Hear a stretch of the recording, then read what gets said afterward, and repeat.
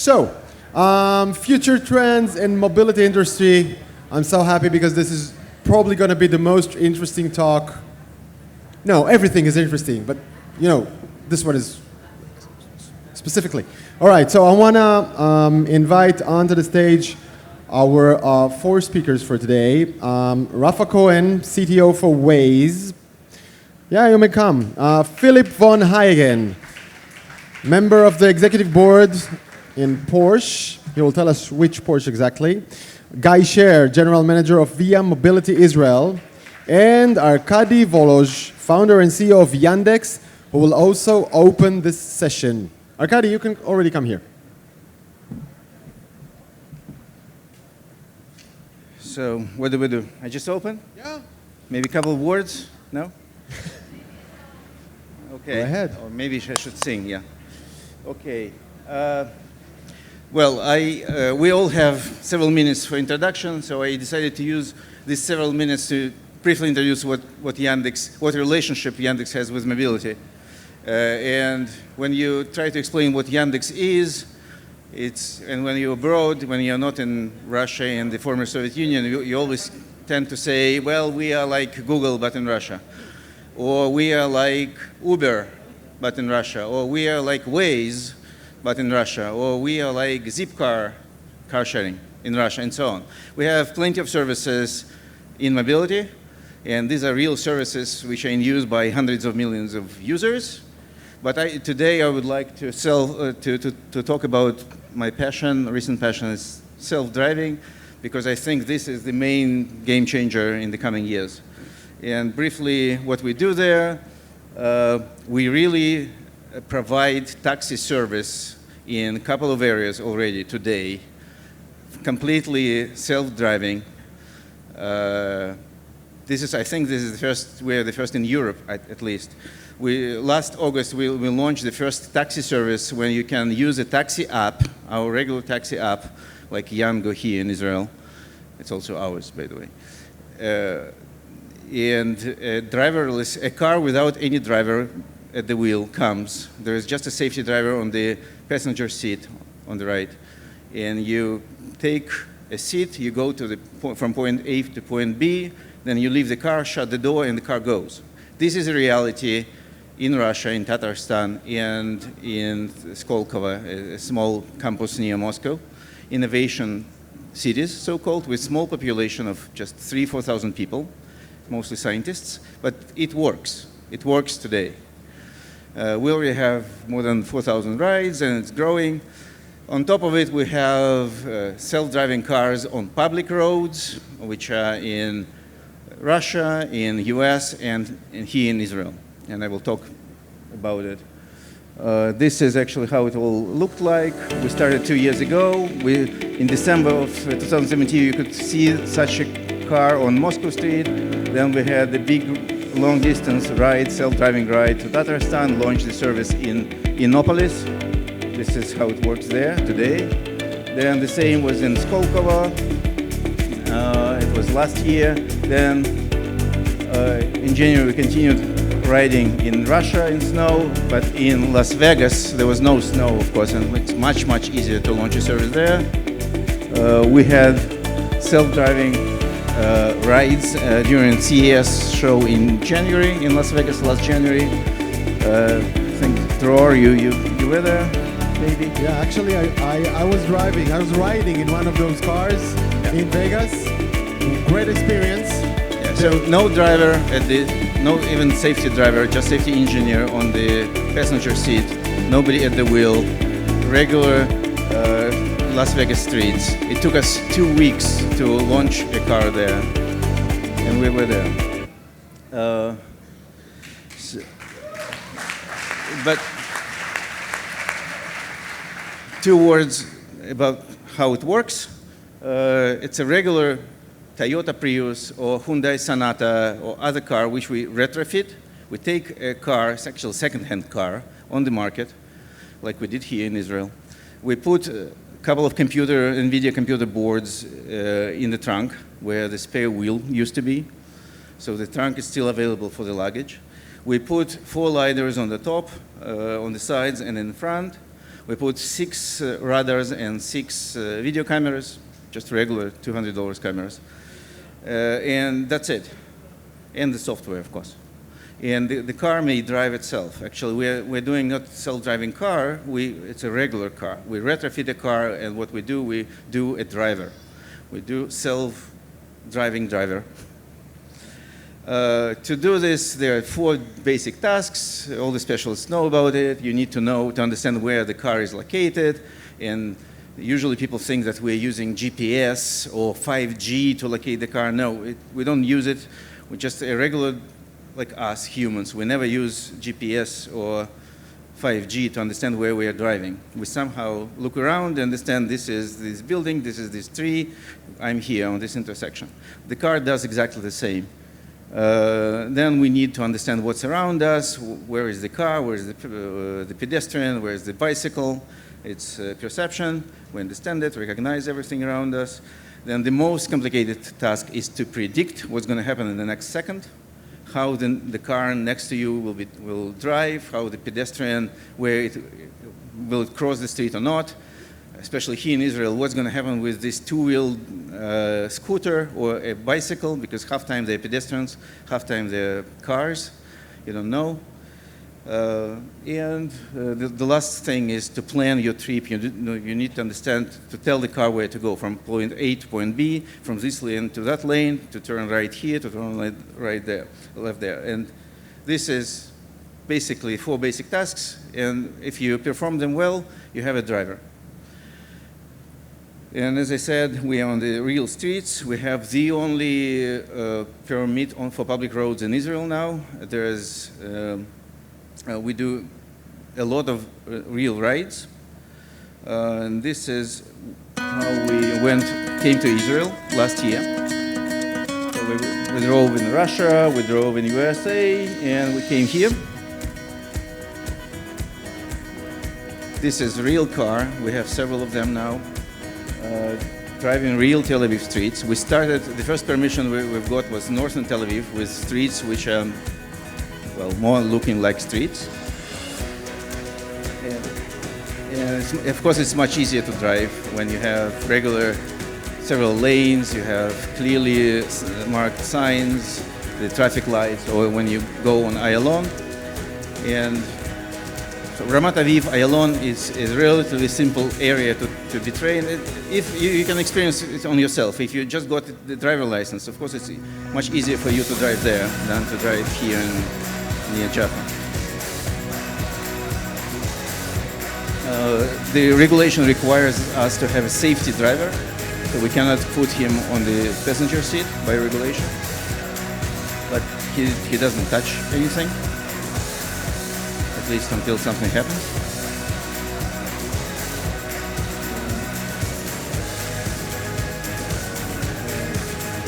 And this is the main reason why we're testing it in Israel. We don't have too many scooters and bicycles in Moscow. And it's real. And several cars are here, right here at Tahana.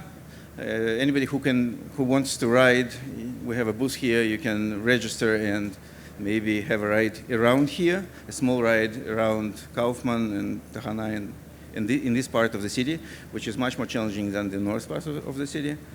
So far, we're building the fleet. We just announced recently that we drove autonomously the first 1 million of kilometers, and it's going to be 1 million a month.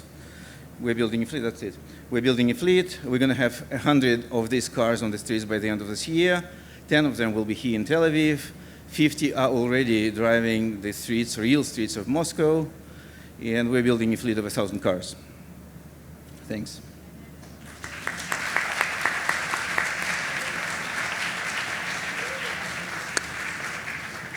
I don't know what's more impressive, the way the car actually drives or the fact that you focus so much of your operation here in Tel Aviv. But yeah, we're going to continue to Rafa Cohen, CTO for Waze. These are your 7 minutes.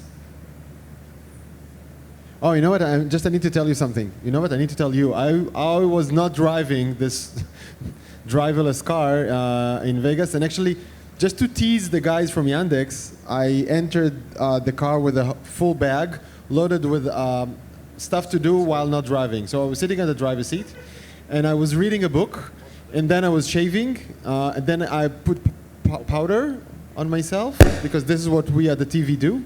But when I pulled out my alcohol bottle, your guy intervened and said, no, no, no, no, you cannot drink while not driving. Okay? Because there are rules and regulations in US. Yeah. Come on. But you can do it here, I think. But he didn't mind that I was reading a book instead of looking at the road. Okay, Rafa, go ahead. Hi, thanks for having me. Hope you can hear me okay. So I'm head of product of Waze, not a CTO. I would love to be, but my days as a technologist are over, unfortunately. So I want to take this opportunity to talk to you a little bit about Waze 2.0, the second revolution of Waze. So there's the Waze you know, and I hope you all use, and if you're not, you definitely should. The Waze you know about is about outsmarting traffic together. Like that's leveraging the power of crowdsourcing and of the community in order to find the right route that bypasses traffic, being smarter than traffic, and being able to save a few minutes on the road. That's what brought us to this point. 150 million active users, driving more than 40 billion kilometers every month. We have 10% of our users, or actually a bit more than 10%, reporting closures, hazards, accidents on the roads. All those things happen in real time. Actually, something very nice happened to me. Last Sunday, I was driving in Haifa here in the north. As I was entering the tunnels there, apparently there was some kind of accident or something, and they went to close the barrier. So I wanted to pull over so I could report the closure. And in the 30 seconds when I wanted to report the closure, I was already rerouted by Waze because someone else already reported the closure, and that's the power, I think, of the community of drivers of Waze who wants to help other drivers to find the fastest route. That's extremely powerful. Even our maps are built by a very large community of 50,000 volunteers, more than 30 million map edits every month, keeping our maps up to date, fresh, and relevant in the whole world. But that can only take us so far, right? So I think that as drivers, I'm personally a huge public transit fan. It's sad for the head of product of a driving app, but that's the reality because it's so much better than being stressed in traffic every day. And we see this as drivers, it's only getting worse. Traffic is ruining our lives, it's ruining our health, our marriages, our cities, our communities, our planet. It's ruining everything, and it's only getting worse. I work, in a building here in the tall tower in the center of Tel Aviv, and I can see that every day traffic is getting worse. Peak hour used to start at 4 p.m. Now at 3 p.m. you see people starting to get stuck until 8 p.m. in the evening. It's really getting more and more terrible. And the thing is, we went to the realization that there is nowhere to hide anymore. In most of the cases, we can't find the route that will bypass traffic just because there's traffic everywhere, right? So that was our problem. And since at Waze we passionately hate traffic, we wanted to find a solution about that. So there's also the Waze you don't know, but that's being around for a few years now. And it's all the ecosystem that we've built with partners.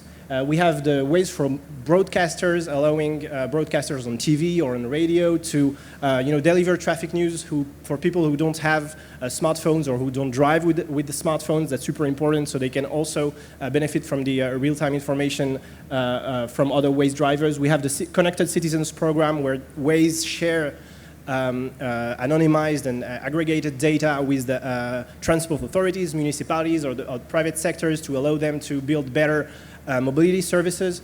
We have the Global Event Program to help event planners to also find solutions for fastest routes, parkings. We have Beacon Program to allow people to actually get reception where there's no GPS reception, like in tunnels or areas with tall buildings, etc.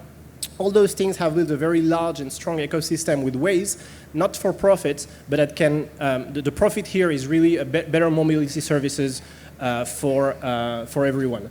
We partner with governments, with the transport authorities, with the private sectors, and this is still the reality. it's getting, of course, like partnering with Waze, when you get access to all of this data and this crowdsourced data, it's getting better and it's definitely helpful. But this is still the reality for most of us because public transit, we love it, but it can't keep up with demand because it needs huge amounts of capital expenses. It needs long-term planning, and demand is exploding exponentially everywhere, and not only in the third world. So this is the ways I hope you will know.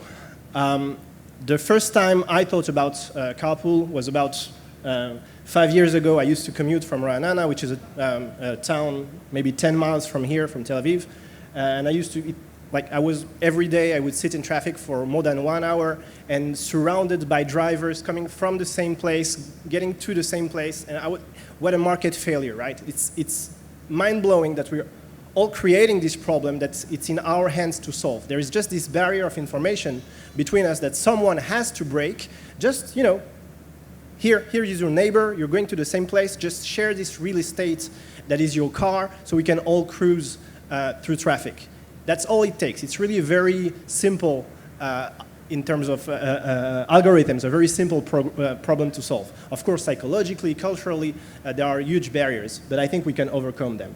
So we've launched Waze Carpool, which is basically a service that matches Wazers driving and commuting on the same route so they can share the same cars, sharing expenses, saving time when it's relevant from a regulation perspective. When you have HOV lanes or carpool parking, you can save time and money and make the commute more efficient, cheaper, and more fun if you don't like to drive alone.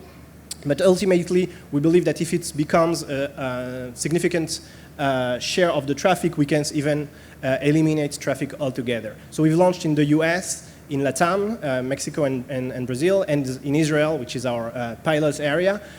In some places, it's easier than in others. Actually, here, it's the most challenging market for us. In LATAM, it's like literally blowing up. It's growing at an incredible pace because there are no alternatives, basically, to carpool.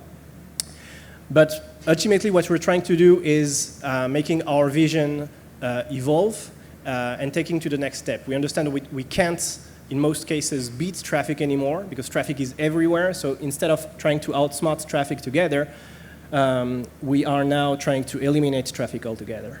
That's it. Thanks for giving me the time. Thank you.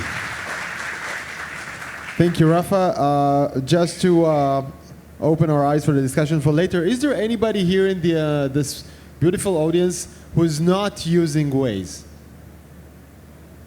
Wow. Get out. A whole 15 people. So how did you all make it here today? What's your thing? I mean, did you walk? And okay, second thing, is there anybody here who has already taken a ride with Waze Carpool? Who has already used Waze Carpool? Wow. So that's the way to go. That's the way to go. Okay. Third, please, Philip von Hagen. Please introduce yourself, the thing you do, and the car that you drive. Thank you, Drov. Hello. It's working. Hello. Can you open Philip's mic, please? Number 6. Hello. Even more. Yeah, it's working. Okay. Yeah. Now we are. Okay. Shalom. Good afternoon to you. Very brief introduction to my role and my firm. I'm on the board of Porsche SE, which is an investment company. It's a holding company. We're probably best known for our largest investment that makes up about 98% of our assets, and that is the majority voting share in Volkswagen AG, which in turn owns 12 brands, one of which is the Porsche brand. So we're not Porsche, the car brand, but we are a major investor in one of the largest car manufacturers with 235 billion in revenues and close to 11 million vehicles sold every year. And as an investor, a major investor in one of the largest providers or enablers of individual mobility, we care very much about the broader mobility ecosystem, how it shapes up, how it transforms, and our role in helping achieve the solutions that we just talked about. Smoothing traffic. It's no good having a car, and I do drive a Porsche, indeed. Surprise. It's my company car, but I also I also use other modes of transport. I use GET here on the ground. I use like railway, whatever is most efficient. And technology is a great enabler to actually help us make more efficient choices around mobility. And we actually bought a firm, a software business 2 years ago, which is the leader in the model-based simulation of traffic across all modes of transportation. And this company is about really solving mobility management from a holistic perspective. So this is what we care about, and have to talk about this more. Can you just mention a few of those 12 brands that your company holds? I beg your pardon? Can you just mention some of the brands, right? Yeah, Car brands. You own a few. Yeah, so the VW Group, they own 12 car brands. Audi, Porsche, Volkswagen, Skoda, Seat, Lamborghini, Bugatti, what did I forget? Ducati. So Bentley, I think I got more. Mm-hmm. So, and Scania and MAN trucks, buses. Yeah. So when you say that you're driving a Porsche yourself, that's like this week, right? Next week? Yeah, no, this is my company car. So I don't own a car. I don't own a car. It's my company car. So it's a privilege to drive a Porsche, but I would probably drive any other car as well if it serves the right purposes. And this is the thing about owning a car. It doesn't typically serve all the purposes that you need. If you're traveling with your family on holiday, you need a bigger car. If you're going to work alone, you have the problem you're stuck in a car, 3 seats empty, and you're stuck in traffic and wondering how you ever get to your meeting. So unfortunately, I'm very sad to inform you that you're the only speaker here that I'm not a user of. And that's a very unfortunate situation. I hope it will change sometime in the foreseeable future. You've never used a GET. I know, this I have. This is true. And now, Guy Scher, General Manager of Via Mobility Israel, who has already taken Via Bubble here in Israel. Woo! Yeah, you love it, right? So, it's just the two of us. אף אחד לא נסע כאן בבאבל? Oh, okay, another bunch of enthusiasts over there. Okay, so it's just us, but we really like it, right? We also like that it's empty, just us there. This is also very nice. Okay, Guy, go ahead. Is it empty? No. No. Hi, I'm Guy. I'm leading the business activity of VIA here in Israel. It's great to be here. VIA, for those of you not familiar, is a company founded by two Israelis, Daniel Ramot and Oren Shoval, 2012, with a headquarters in New York and R&D right here in Tel Aviv, not far away. Since then, VIA basically it's a tech company, developed an operating system for public transportation. And what we believed is that the way public transportation should move in the future is in a non-fixed route, in a dynamic routing based on the demand and the traffic. So if you take those two elements, you think about it, it's practically it makes a lot of sense. So we don't need to go by fixed routes anymore. So our only question is why not doing it today? And that's basically what we are doing in almost 70 cities and deployments worldwide. Also here in Tel Aviv, I'll speak a little bit about Bubble Dan, which is a partnership with Dan, the public operator that also operates the urban buses here in Tel Aviv metropolitan.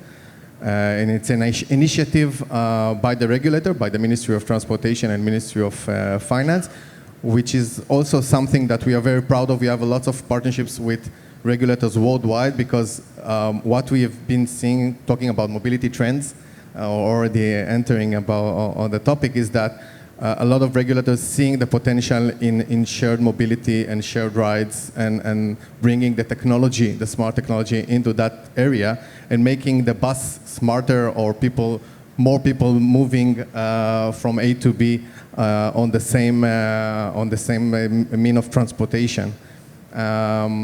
What we also see in VIA that this platform or this technology that we have developed is being used also not only for the public transportation alone, like we are doing here in New York, in Sydney, Amsterdam, London, and many other cities worldwide, but also in private sector. We just been awarded for basically operating the technology on the school bus system for New York City. in which with the same algorithm to put the same to take advantage of the road in more efficient way, if you may say so.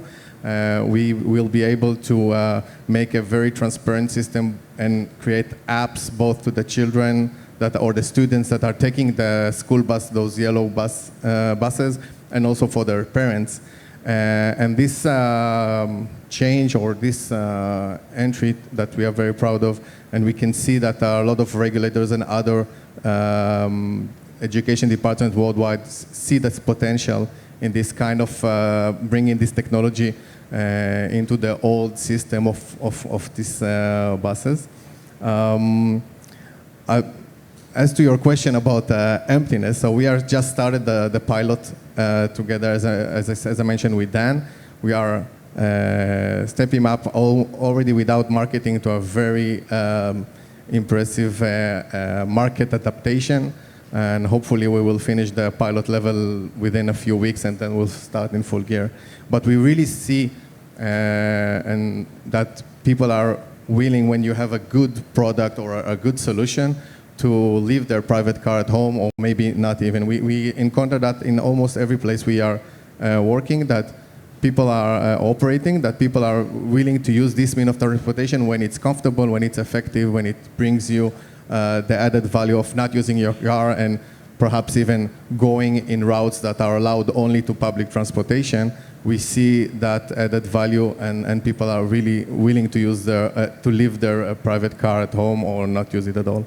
Guy, maybe a quick question. Some 6 weeks ago, I think it was published in The Marker, business newspaper here in Israel, that average users per ride of Via, the numbers are very slim, like 2 worldwide, 1.6, 2.4 in different countries, but it never reaches like 4 or 5 passengers per ride.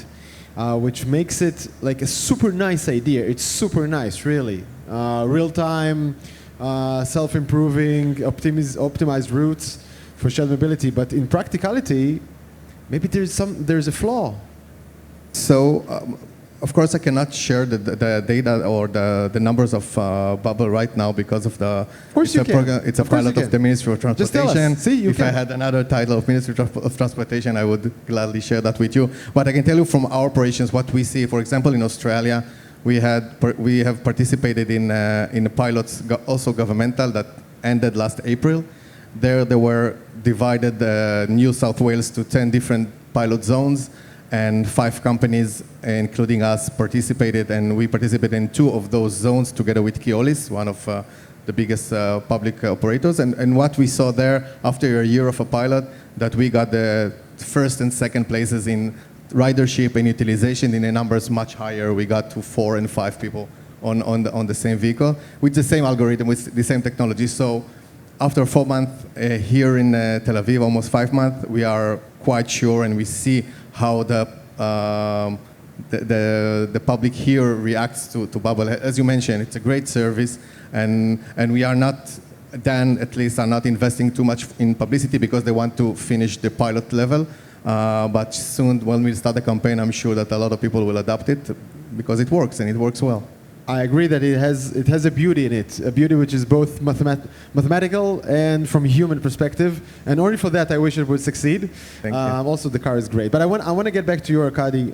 You know what? I want to ask you, all 4 of you, to comment on this trend that might be the most talked about of autonomous cars, so talked about, and definitely what happened in the last, I think, 12 months.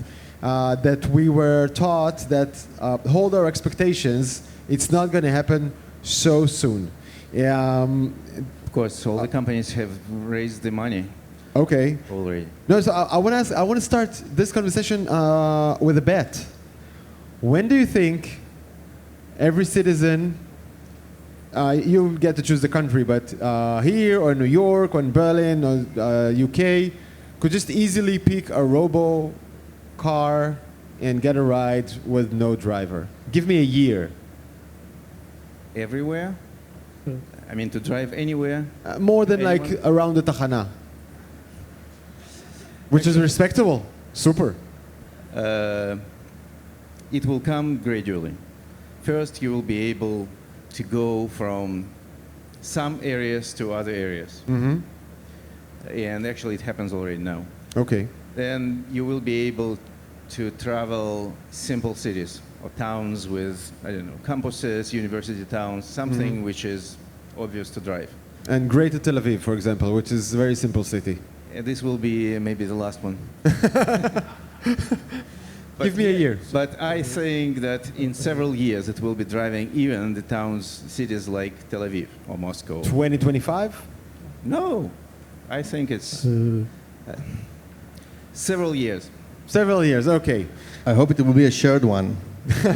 Guy, what do you think? From what do you know? I mean, we're already doing some experiments with autonomous vehicles. We are not... I'm not asking necessarily about yours, in general. No, but as I'm coming to the point, we already have one deployment in Australia where we are cooperate and bring our technology basically to the routing system and to the contact between the rider and the driver. I think it will take some time until the main challenge is to get along with the human drivers, of course. It's not something new, and this will take some time to make the technology overcome that challenge. Yeah. So you agree, Arkady? I don't believe in human drivers in self-driving cars because Neither there's do no I. economy there. The main economy of the self-driving car is replacing the driver, the most expensive part of a car, of a commercial car. If you talk about trucks or taxi fleets, the car is just maybe, I don't know, 20% of the cost of the service, because the money you pay the salaries for the driver. And today's economic of self-driving, the cost of sensors, which are going down very quickly, but even today's cost of the sensors, algorithms and everything, it's already less than you would pay to a human driver. So economically, if the technical issues are already solved, economically you can put the automated taxis on the streets today, and it will be economically viable. Nobody understands it now because people are talking about when my car will self-drive me somewhere.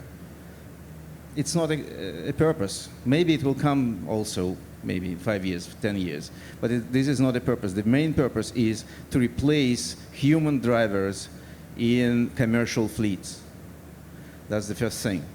And this is it's a doable task, but it's also a very positive thing to do because people don't want to work as taxi drivers.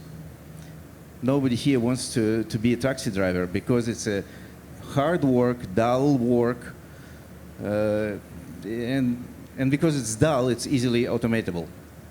So I want to add something. First time I used the first self-driving car was in 2016, I guess, at Google headquarters on the West Coast. And it was absolutely mind-blowing. Like, it's an experience that you have to live it once just to understand how, it's like what it is to live an amazing experience of actually living a progress. It's absolutely amazing. And then next time was the next year, and the progress was amazing. Like, the ride was smoother, et cetera, et cetera. I think technologically it's ready. We just cruised through the city, and it was amazing, no problem whatsoever, and they're completing millions of miles. The problem is not there. The problem, I think, is you do it once, and then a second time, and then a third time, and then you don't care whether it's a human driver or a self-driving car. You just need to get to your destination, right? And so at some point, it has to make sense economically speaking. It's not about the cost of the ride itself and the cost per mile, which I agree will go down enough in order to beat human drivers, but it's also about the business model. And the business model is still unclear and still to be determined. Who will own those cars? Today, Uber, for instance, own the network of users, but they don't own the cars, right? And that's the beauty of their business. And who will buy those cars? So there are answers, I know, but it's still unclear and still to be determined. And, planes are an amazing invention, but it's still a shitty business to run an airlines, right? So I think that will be the main barrier. So I think it's, even though the technology is ready, I feel, I think it will still take close to a decade before we crack the business model. And a decade? I think so, between 5 to 10 years. That would be my bet. Disagree. Yeah, just to add another 2 dimensions. One is, and by the way, I agree with you, it's an amazing experience. And 2013 was the first time I I sat in an autonomous vehicle, 2013, in this country, with just a camera-based system from a famous company from Jerusalem. And that was an absolutely amazing experience. And once you've had that, you're done. But then again, I don't see, as you say, what's the business case? And I see commercial fleets, as Arkady says, and I see asset utilization. It's not only about the driver, the cost of the driver, but also an asset that often sits 95% of the day idle on the road, blocking the road by being parked. And so you need to sweat the asset much better, as in other capital-intensive industries, and make this capital good work harder, and you can do that with an autonomous car. And so I don't see autonomous vehicles as sort of for individual personal use as much as in a fleet context, initially at least. Also, by the way, isn't Get taxi? Isn't they are like the natural client for such a fleet? Definitely, yes. Well, but Get don't buy the taxis today, and that's like that. They don't have the billions of dollars necessary to actually buy the cars. It doesn't matter who buys the cars. They work with taxi parks or they buy it themselves. It doesn't matter. Somebody will own a car either with a driver or with automated driver. Yeah. It's the same. There is another dimension, though, that is very important, which is a governmental one, because it's ethical. And it's the ethics of autonomous cars. Now, we may be able to prove, and we can prove, that autonomous vehicles are safer than, statistically safer than personal drivers. The trouble is, the kind of accidents that will happen with autonomous vehicles are different ones from the ones that we may be involved in as individuals. And this is something that governments and insurers, etc., will need to get to terms with, how to regulate, how to deal with. And only then will we be able to introduce large-scale adoption of autonomous vehicles in a less controlled environment than an old-age people's compound or something like that. I would say that this problem has been resolved already in our other lives, in our today's life. There's no ethical problem in flying a plane. Who is responsible if a Boeing crashes? We somehow resolve this problem, humans. It doesn't exist. There is no ethical problem of flying a plane today. The same here. Although driving a plane, actually, a pilot job is maybe helping it to take off and land. All the rest is just self-driving.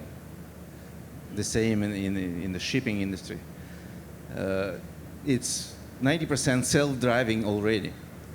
And somebody drives it. I mean, there are commercial fleets. Somebody is responsible for something, for damages, for the casualties.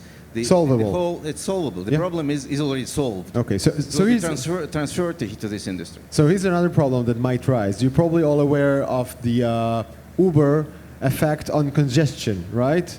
Surprisingly enough, it was discovered a few years ago that putting Uber into the streets gave everybody more congestion rather than less. It happened both in San Francisco, in New York, elsewhere, because apparently people who use Uber are those who previously used the subway and not those who used private cars. And I think what will happen, let's say in 15 years' time, okay, when autonomous cars are all over. Will we have a better used and faster riding streets, or it will be full impact with self-driving cars, maybe nobody inside, just hovering between places? And you know, when you don't need a driver license, I can get a car to my 4-year-old daughter, also for my dog. I think what we see today with regulators worldwide is that they start to make the distinction between a single occupancy vehicle and a high occupancy vehicle. And that goes also to the will go also to autonomous age. I think the first autonomous fleet will be one that you do put more people in an effective way on the same vehicle. And the fact that, as you mentioned, that there are researchers that taxis like Uber are causing more congestion is not only because of the habits, but also of the fact of the utilization of the car. So when the public transportation will be autonomous, that will be a major effect on the congestion, no doubt about it. I agree that the core issue here is the occupancy of the car. That's not who drives the car. Whether it's a human driver, a self-driving car, it doesn't matter. We have to put more people in the same car. And if we're not capable of doing that, the congestion problem will not solve itself. It will only get worse, because then you will also give a ride to your dog, right, who doesn't drive today. So that's the core issue that we need to solve now. And then in the future, when self-driving cars become ubiquitous and that's the default mode of transportation, of course, then it's better. You can add one more rider, first of all. It's cheaper, it's safer, and it's all amazing, right? But if we don't solve and we don't crack the cultural barrier of putting strangers in the same space at the most stressful time of the day, then we haven't cracked the real problem, which is... But you know what, Rafa, for some reason, carpooling, as an example, didn't go viral, right? Absolutely. I think nowhere. I mean, there are some crazy, weird people here that use it, but, right? Absolutely, I agree. It's a very awkward experience. It's very it's very difficult. I mean, you don't know the person. You're going to share maybe an hour in traffic. In traffic, you're stressed. Like that's what takes the worst out of people is when you're driving a car, right? So it's your worst time of the day. You're tired. You're stressed, and you need to share this moment with a stranger. That's something that's difficult to do. What I can tell you is that people who do it once keep doing it forever. So really our challenge is what we call activation in the product funnel, make people use it for the first time. Once this happens, then everything becomes magical. Well, electrification allows also cars to be designed differently, and you will need different car design to make people more comfortable to share a small vehicle, be in a very confined space with strangers. Whether it's a 4-seater or 10-seaters like Moya, a brand within the VW group, they're experimenting in Hanover and Hamburg. Which is this kind of concept, to give people the sort of privacy they want when they are in a small space when traveling. I really wonder, Philip, all the gentlemen around you, their business is to some extent to kill yours. If I sum it up, I mean, they all want somehow to make us use less cars, don't buy cars, buy, don't use, right? So first, how do you see it from your perspective? How do you change your organization to respond to that? And from a very personal level, are you sad? I mean, making cars is a culture. It's something that people are very proud of. And now, for the last 10, 15 years, it's like, you're bad guys. Well, I will start with your second question. I don't think that there is can be a more exciting time to work in the car industry than there is today.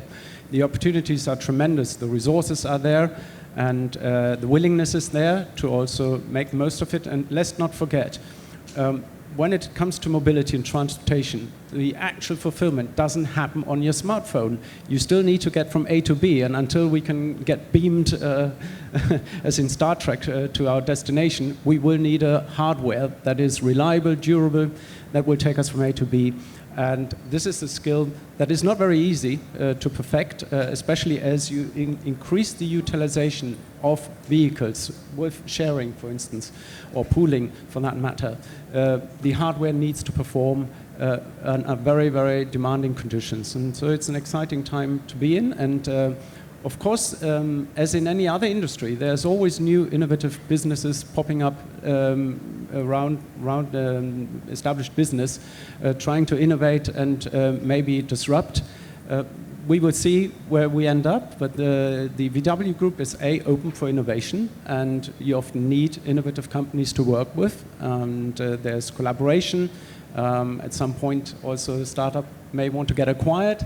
So there's plenty of opportunities, and I'm very optimistic also about the chances of the incumbent to be a winner in a market that is going to grow. Mm-hmm. Okay, so I have to agree with that. I must say I don't think there is one silver bullet that will solve the transportation problem. We need self-driving cars because we need safer cars. We need smarter routing, so we need companies like VIA to be extremely successful. We need, of course, better utilization of the vehicle. This is why we need carpooling, and because it's an immediate solution. But ultimately, we also need engines to move all of these people around. So I think like the business of the car will change, but it will not disappear. Otherwise, like we won't have how to move those people around. And I just want to, about the fun of driving a car. I'm sorry, it isn't true anymore. It was fun, you know, when in the ads on the TV, it's fun. The reality is that you're stuck in traffic and you're miserable. That's the reality of driving today. So it has to change. We have no choice. As a society, we have to change that. okay, so we need to wrap up, so I'll conclude with two quick questions. First, let's look for a second at the very, very big picture. The backbone of large-scale mobile transportation, for large-scale transportation, still remains trains and buses, right? And metro. That doesn't going to change. Is that true?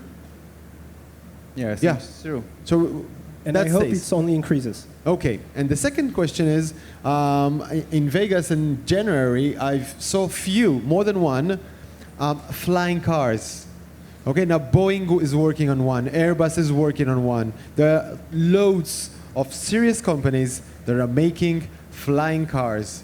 And I'm asking you, is that going to happen or is that just a fad? Everyone, come on.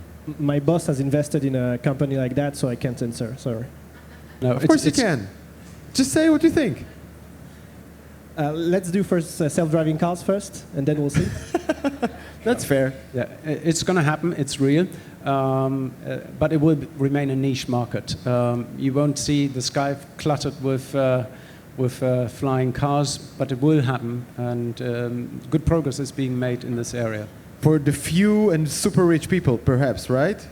No, as a taxi service again. taxi service. The economics is either as a luxury good, as a fun, as a toy, as a hobby, to fly to your yacht from the beach, but it's also going to be taxi rides. Mm-hmm. Yeah, I agree. It will not reduce the number of private vehicles on the road. That belongs to other technologies. But are you working on an algorithm that will optimize the routes of flying cars? I think we already have planes, right, of shared ride flying cars. That it, right? Okay, so maybe Yeah, we that's... already have flying cars. It's called helicopters. Will you be working on one, like for urban uses? No, I don't. Completely unprofessional view on this. I don't think that it will be in the urban area. In the rural, maybe, but still, the means of moving anything by air today is by throwing big amounts of air behind you. Yeah.